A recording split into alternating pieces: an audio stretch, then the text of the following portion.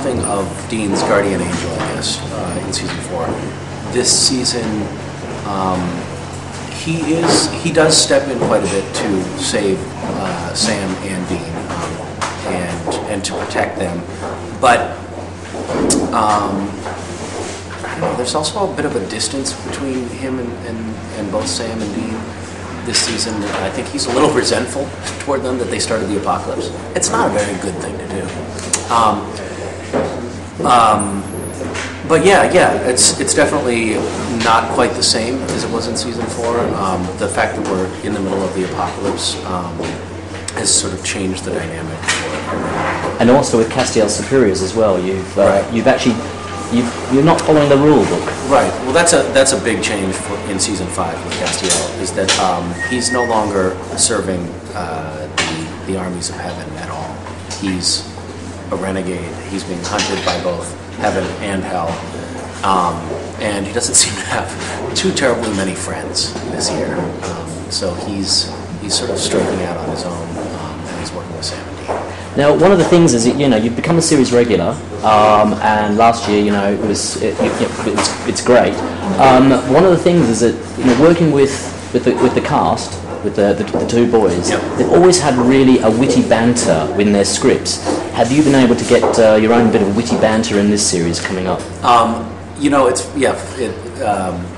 It's funny, as playing Castiel, who's this character who doesn't actually have much of a sense of humor. I think he's trying to figure out what comedy is, but he doesn't get it at all.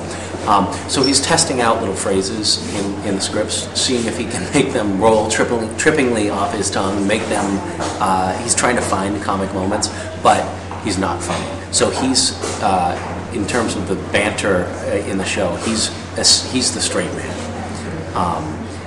And so there's been more play in, sort of comic play, but with Castiel as the straight man. Which gives us a point to last year. It was some very deep, dark, heavy sort of mythology. The whole heaven and hell, cosmic war that's happening. Do you think that this season we're going to continue on in a darker vein, or are you going to see much more of that lighter, comic tone sort of thing? I think honestly, the writers, this is pure speculation on my part, but I think that the writers, looked at this daunting task of representing the apocalypse on television and thought, we can't have it be all depressing, miserable, death and destruction as, episode after episode. So there are,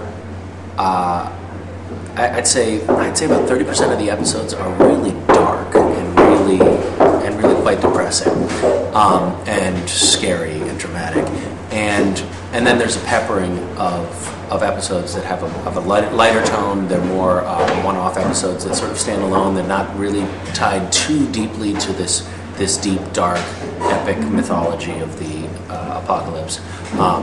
So I don't think that viewers who watch season 5 are going to need prescriptions of Prozac.